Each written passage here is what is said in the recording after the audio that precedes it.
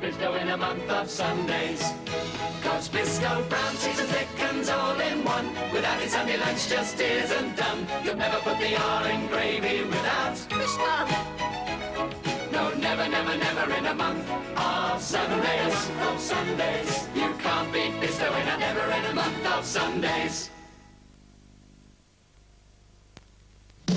He was the meanest geezer in the city. Real rough stuff, not too pretty.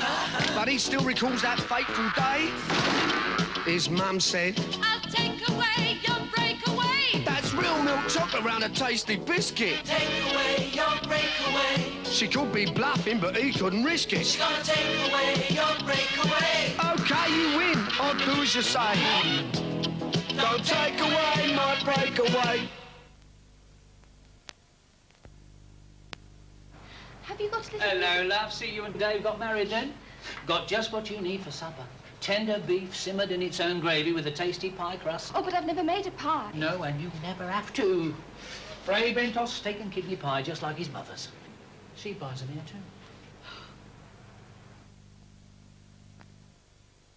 At 9 o'clock tonight, Terry and Arthur try to find help a friend. Bother at the lot. Last week, someone broke in, stole all the logbooks and the keys.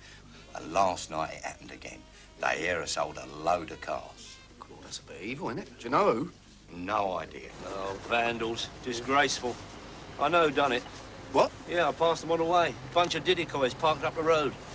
He says it was us. Well, was it? No. I'm afraid this calls for something a little bit special. What do you mean, special? I'm sure we can think of something. What?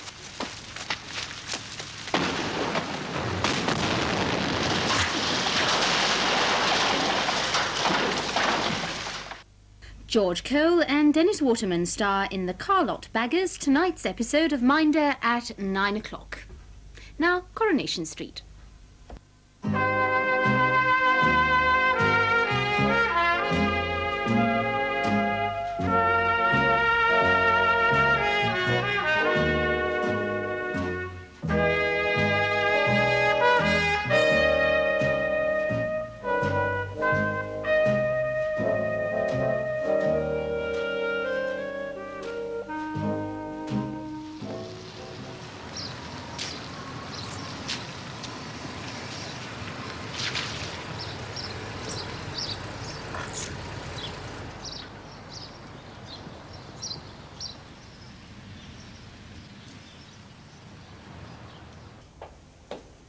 Hey, come on, Lightning, get your skates on. I can't do everything. Nobody's asked you to, have they? It's supposed to be my day off, you know. Think of all the bunch you'll get in your pay packet then, eh? Never mind about the bunch. There's a bug going round and I think I'm going to get it. Do you know, Betty, you look lovely when you're mad. I bet you've had a flu jab, haven't you? I haven't. I've had a flu jab army style, don't worry about that. Needles as big as marlin spikes. All I am saying is, Bet's got the flu and Hilda's got the flu, and I feel as if I'm going to get the flu. Oh, right, so you're going to get the flu. Hey, you deserve a medal I'll write off to the Queen. Dear Queen. I deserve more than a medal attacking that mucky bathroom. By Jove, if she comes back, you know, unexpected and finds the things in that state, there'll be hell to play. I'm telling you, Fred. Now. Oh, give over, Betty. What do you want, blood? I've done the tables, I've done the floor, I've done the toilets. If you've tarted up through there, well, all we've got to do is a few glasses, and we've cracked it. I can't smell much polish, Fred. It's probably that exotic perfume you are wearing. God, I got it from Woolies. Oh, I bet you did. Oh, come on, Omar Sharif. Hey, grab a towel and come and do some of these pots here. I'm saving myself for the dry, aren't I? They're coming soon. Oh, is that what the aftershaves in Adel? All right, let's see you cracked. It's all right. You haven't been down in that cellar, have you? You haven't been up in them barrels round, have you? Look, if those draymen are due, don't you think you ought to do something about that rover out there? That rover out there, Betty, he's nothing to do with me. Well, he's stuck there. It can be stuck there. I've told you it's not my responsibility, that rover. All I'm saying, you better get it shifted, no matter all about these ifs and buts.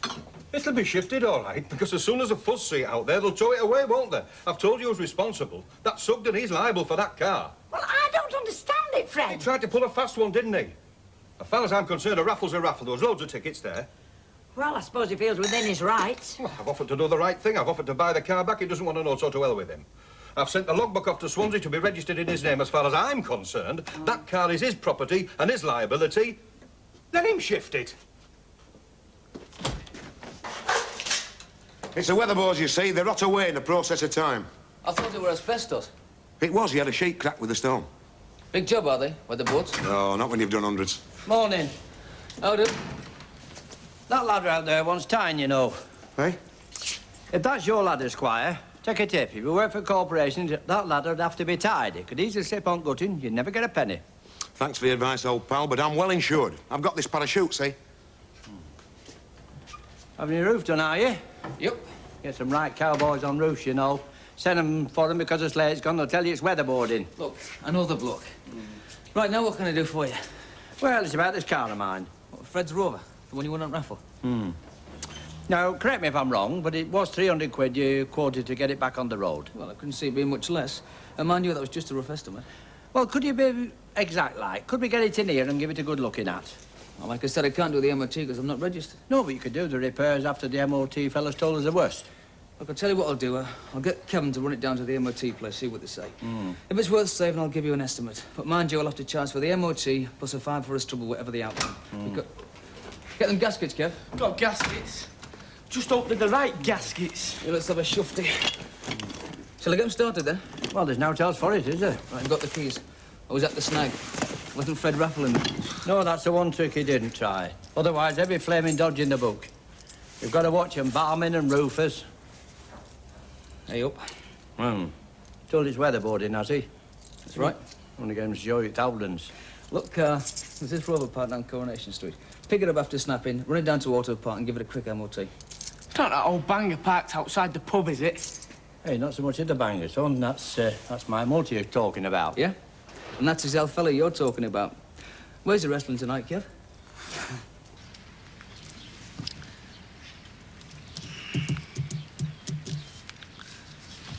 Come on, Maggie, don't you go shopping or anything?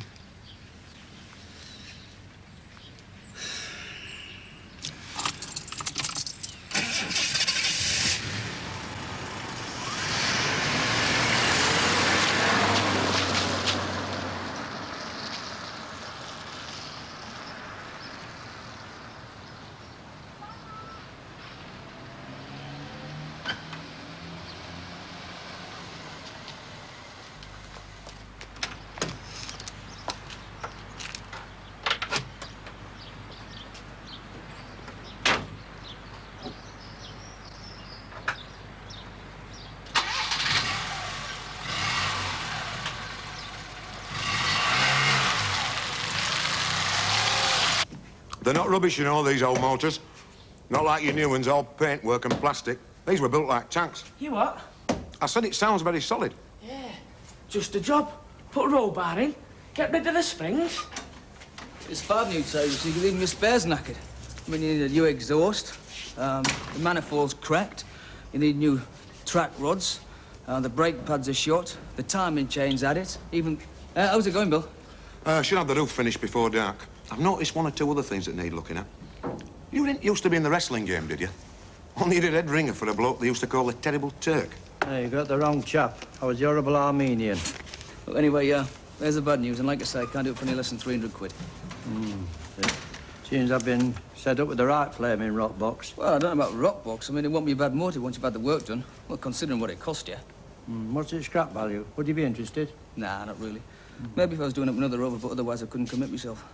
Well, I might be prepared to spend a bob or 2 on it. You know, I'm not a fella to fancy my chances, but a set of wheels and it could be all systems go.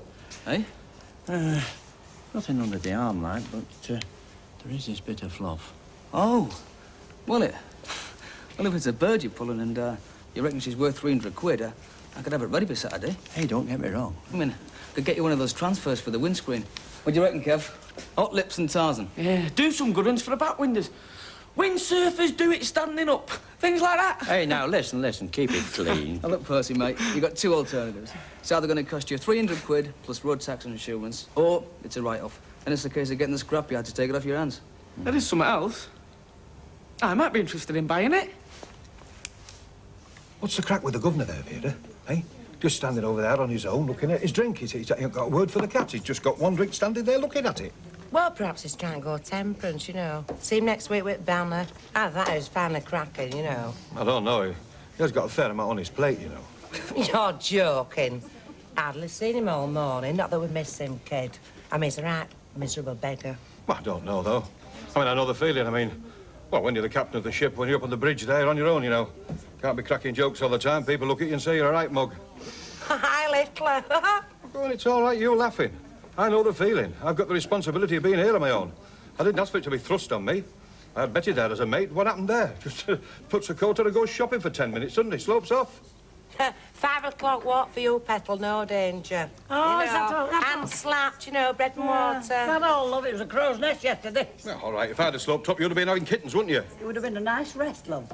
Do you know, we have this game on machines, you know? Yeah. If so-and-so married so-and-so, I mean, what would kids be like? Oh, yeah. Anyway, Shirley says, well, if Captain Bligh, you know, married Mrs. Thatcher, well, he'd have Attila the Hun. I said, ah! Don't be so daft, he'd have Fred when he'd lost on horses. Oh, aye. What's on your birth certificate, then, eh? Old Mother Riley and now Paul Marks? Hey, that's fighting talk, that is. I know you're famous for slagging folk off, Fred, but when you start having a go at the woman I love... It means old Mother Riley. Oh. I wait for the aggro or the beer. Pints of your best, my man, and one for Barry Manilow's daughter. Hey, listen, Fred, how's about this? I was in the cabin this morning. Just sniffing round like we. No. Infamy 6. I'll tell you, he was sniffing, trying to pull a desirable widow of our mutual acquaintance. Not that Alf Roberts. Alf Roberts be blowed. Hello, then. Give it a clue. Last surviving air raid warden in captivity. Oh, come on, Jack. Let's hear riddles. Come on. Percy from the centre. Percy? Oh, give over. He's got no chance with Rita, him. Look, not only was he trying to pull her, he was using your rover as bait. Well, the rover's a write-off. Well, he's getting it done up, isn't he? He's spending brass on it. And from what I hear, Wigged, he's every chance, kid. So he's got on your wick, then, is he, you know, Tiger Tim? You wouldn't believe it. Do you know, I've been here since first thing. I mean, we've got Mrs. Walker away, I've got Bet with flu and Hilda with flu, and I've got him on me back. I mean, I've got to do my shopping, Vera. By the time I've done it, you know, and called and paid me gas bill and then popped into the flower shop and got stuck in there talking. Oh, flower shop where Marion works, then? Oh, yes, where she used to work, but she's moved since she went to Bury, you know. Well, she would have done, wouldn't she? I mean, how's she diddling any road? Well, I did ask after, you know. I asked her that runs it, that Maggie. She said she's looking after Eddie and looking after her mum and just waiting her time, you know. Hey, well, I heard that Maggie had a nippy, you know. These career women, you know, some get them farmed out. Well, I don't think it's right, kid. I don't think it's fair on kids, you know. I mean, it's all right grabbing. Yeah. You know. Some mothers love it. They don't have very much choice, you know, but if needs be. But if they do have a choice, I mean, I think it shows a lack of something, you know. Yeah, it does.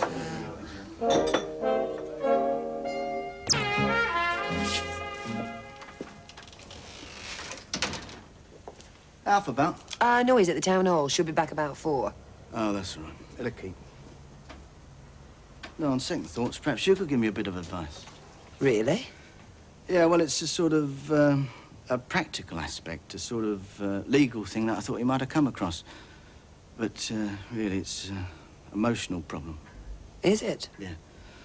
Sort of problem I thought you might have a view on, considering your past, history. Now, Mike. No, I said your history, not ours. Go on, then. Well, look, you and Ray had a kid, didn't you? Now, supposing Ray suddenly wanted access, was under the impression you had a right to bring the kid up and help to pay... Excuse me. Hello? Oh, hi, Ken. Yeah. Yeah, of course you can pick Tracy up. Yeah, it'll save me. Oh, she loves you being there. Oh. Now, she'll be down that school path and straight into your arms. Yeah. Yeah, all right, love. See you later. Ta. Oh, yes, love. Well, I'd like a box of chocolates if you sell them. Oh, we do, in great variety. I'm after some for a present, you see, for a friend, a recently bereaved lady. Oh. You might know her. She lives just down the street. Mrs. Ivy Tilsley? Oh, yes, I do know Ivy. I was hoping you might. That's why I popped in, to be honest. I mean, does she have a sweet tooth? Yes, she does. And I think milk chocolates are her favourite. I'll have a pound box then. Right. Right. Has Nicky settled for a couple of hours? Little love. Yeah, he don't like staying in that bed, though. He keeps getting out. It's getting to be a right thinker. Well, we have to fix the gate, love, at top of that stairs if he's going to start getting wanderlust. Any plans for tonight? Plans? Well, I just thought you might be going out with Vera or something. Yeah, well, Vera has hinted, but somehow I just don't think it'd feel right, love. So if anybody has been disapproving of anything, I mean, if somebody's trying to gently give me a little message. What message? Oh, you know what I mean, Gail. And I tell you straight, love, there's nobody going to lay a bigger rod to my back about this but me. Nobody's any right to, have they? Oh, I won't say that, love, not exactly. I mean, there's what's decent and proper and what isn't there? Look, if Arthur's a comfort to you... Arthur is a comfort to me, Gail, and naught else. Anyway, I'm going to write him a little note tonight and explain things. There's no need. Oh, are you going to tell me how Brian's not said out about it? Not a lot. It's what he hasn't said that matters, I reckon, isn't it? He does resent him. But we all have to adapt, including Brian. Yeah, well, that's easier said than done, love, isn't it? So, for the time being, it's best that Arthur understands. I don't want him turning up at that front door if our Brian's going to start getting funny. All right. I'll see you tonight. See ya. Oh, Nicky Tilsley, if you've got out of that bed... Well, your downspouts are knackered. They'll have to be replaced. And the back wall's rough. Must be donkey's years since it were last pointed. Well, I'd like to say crack off tomorrow, but just haven't got the brass. Look, bung your bill in for a roof job, then we'll see. But I'll definitely give you the work, but it'll have to be when my finances allow. Fair enough, China. Say no more. Just give our Kevin the nod when you're ready. As for the roof, consider it under guarantee. Anyway, I'll get my ladders down and I'll see you when we settle up. Great. Thanks a lot, mate. See ya. See you. Hi, mate. It's the crack on the car, Bri. So you've got the young lad working on it. No, he's not working on it, Fred. Just had to move it outside, so he's making it safe. Oh. I've heard that Sugden's having a few jobs done on it, that right? Who told you that? Well, let's just say that the jungle drums have been a beating, you know. Well, the jungle drums up the creek, then, aren't they? It's just, I was thinking, you know, stroll on, you know, the money he's going to have to spend on that, what with the tax and the repairs and that, it's going to be what? Ooh, best part of £5,000, isn't it? Yeah, something like that.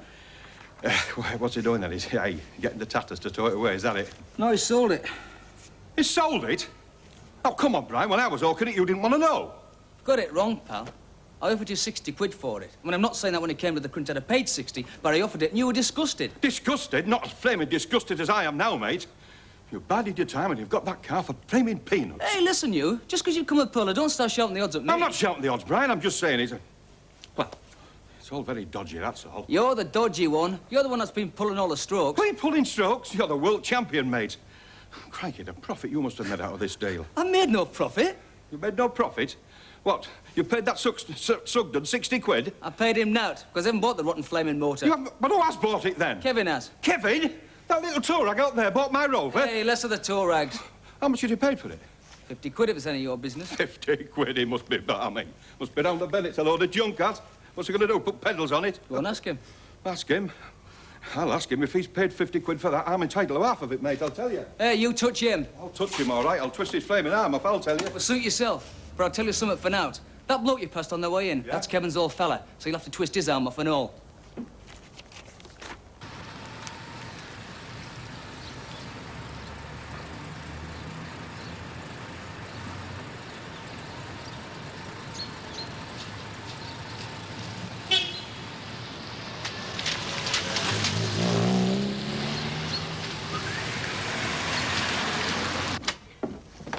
Oh, am I glad to be back. It was one mad rush down at that precinct. The pet shop had run out of Harriet's favourite seed, and then, to cap it all, I bump into Percy Sugden. And you know what he's like. I mean, once he gets started, you can't get away. I know. Go and put kettle on. Oh, what did your last servant die of? Ah, here we are. We're in the paper. For sale, tradesman's yard and offices, ample storage space, suit builder or plumber, bargain for quick sale. So, you bumped into your young man, then? A young man? Percival Sugden. Don't know what's young about him. Well, his false teeth aren't that old. Oh, honestly, I tried to dodge him, but his eyes are everywhere. I mean, He never misses a trick. Had me practically pinned against a shop window. Passion in the precinct, that can't be bad. Bad, it was horrible. I'd stand there and suffer this great long tale about his blooming car. Oh, is it ready for a jaunt? No, just the opposite. As far as I could gather, it's failed its MOT and it can't afford to have it put right.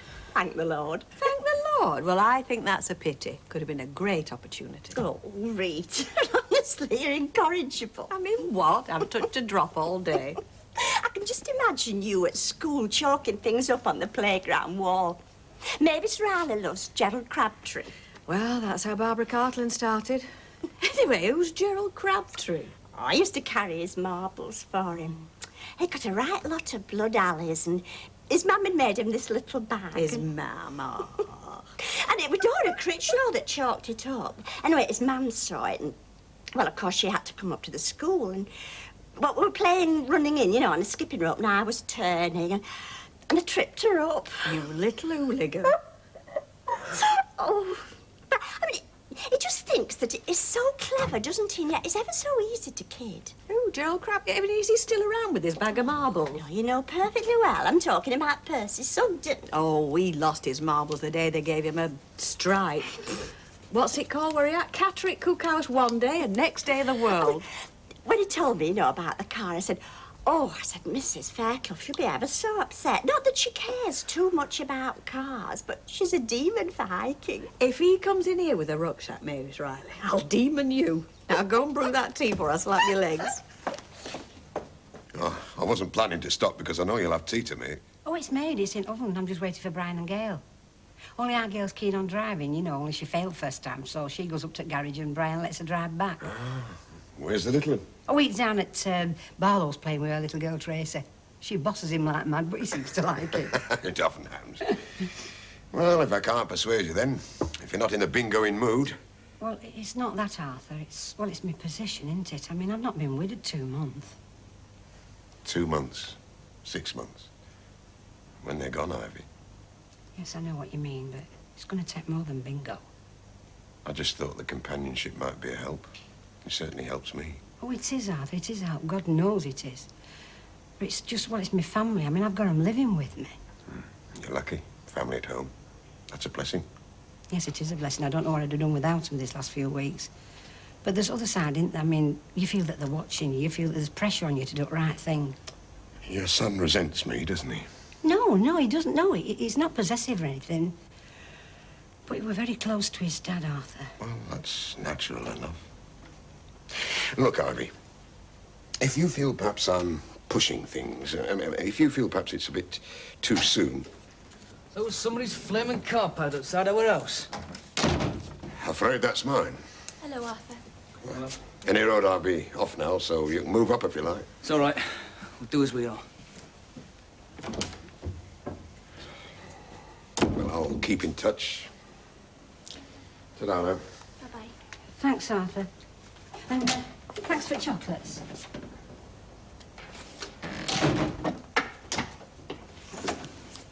What do you want? Just called to say hello.